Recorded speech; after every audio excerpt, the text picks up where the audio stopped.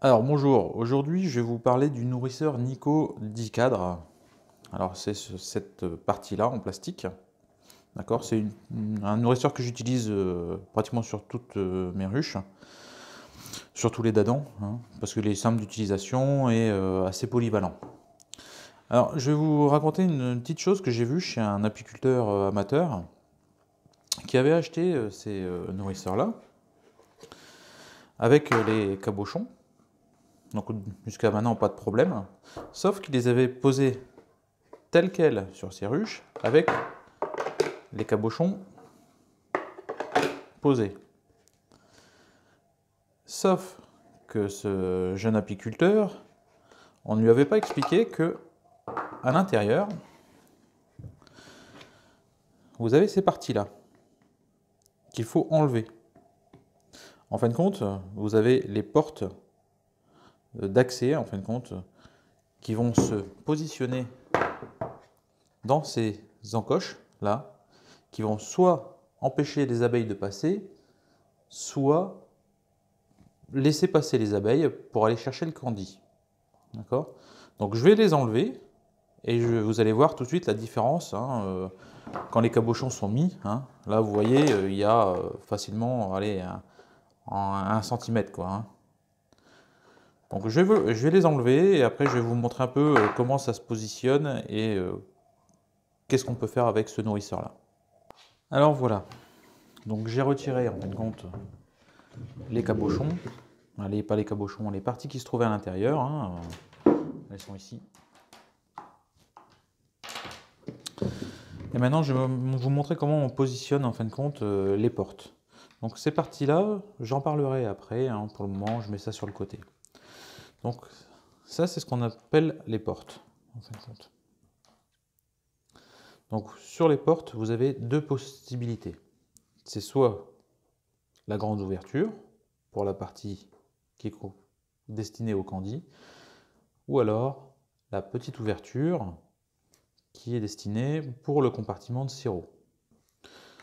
Donc, pour mettre ces portes, vous promenez le nourrisseur et vous voyez, vous avez les entrées. Et bien, vous mettez, par exemple, cette partie-là est réservée au sirop.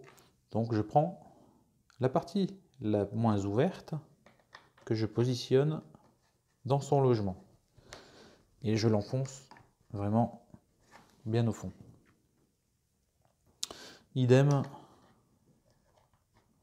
de l'autre côté. Et voilà. C'est-à-dire que cette partie-là, théoriquement, empêchera de passer les abeilles pour aller se noyer dans le sirop. D'accord? Une fois que les cabochons sont mis, et là on peut remarquer en fin de compte qu'il n'y a plus d'espacement, hein.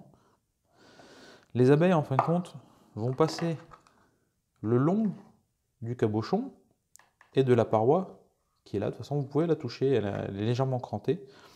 Elles vont rentrer dans cette partie ici pour aller jusqu'à la porte et lécher le sirop. Hein. Savoir que le sirop va se répartir dans toute la rainure. Il faut penser aussi de légèrement incliner vos ruches de manière à ce que le sirop soit toujours accessible au niveau des portes. D'accord? Donc souvent on l'incline dans un sens ou dans l'autre. Moi toujours, en fin de compte, le sirop se trouve à l'arrière de la ruche et la ruche est légèrement inclinée en avant. Comme ça le sirop coule et se trouve toujours au niveau des portes. Alors à savoir que vous aurez quand même des abeilles qui vont réussir à passer et qui vont se noyer, ça vous ne pourrez absolument rien y faire. Pour l'autre côté.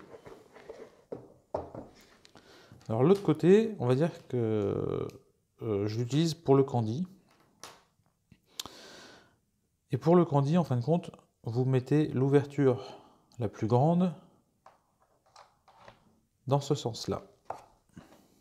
Et pareil, on le bloque bien dans le fond. Et de l'autre côté. Donc là, vous pouvez mettre votre candy. D'accord? Après, il y a une autre possibilité. Vous voyez que dans votre nourrisseur, vous avez deux trous. Il y en a un ici et là. En fin de compte, vous pouvez ouvrir ce trou-là. Ça permet aux abeilles, en fin de compte, de passer directement de la ruche au candy. Et quand vous voulez mettre du sirop, en fin de compte, vous mettez ce bouchon-là pour reboucher le trou. D'accord? Donc moi, je ne le fais pas, parce que je mets rarement 10 kg de sirop pour une ruche. Surtout en même temps. Et surtout, je préfère en fin de compte ne pas le faire parce que, point de vue de l'étanchéité, si vous faites mal le trou, le sirop peut s'écouler à l'intérieur de la ruche. Et bon, c'est pas très très conseillé, quoi. C'est surtout pour les abeilles. Parce que en plus, les trous sont faits à ces niveaux-là, et c'est souvent le couvain qui se trouve en dessous. Donc, vous avez cette possibilité-là. À savoir que quand je dois mettre du candy, surtout à la période hivernale, je ne m'embête pas. Je prends carrément le pain de candy que j'ouvre sur toute la longueur. Je le pose côté ouvert sur les cadres et je retourne le nourrisseur dessus avec les cabochons placés. D'accord? Là, je ne l'ai pas fait parce qu'ils vont tomber, tout simplement. À savoir que les abeilles, en fin de compte, quand les cabochons sont mis, elles vont venir mettre de la propolis, en fin de compte, tout le tour. C'est une manie chez elles. C'est de mettre de la propolis un peu partout dès qu'il y a un petit trou.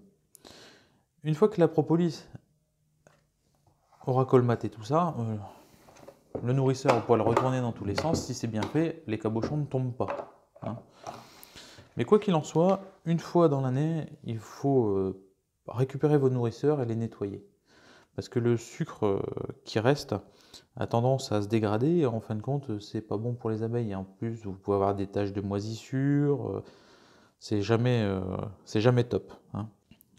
Et par contre, quand vous le nettoyez, vous faites sauter les cabochons et vous allez voir, souvent vous allez avoir des abeilles mortes là dans les rainures.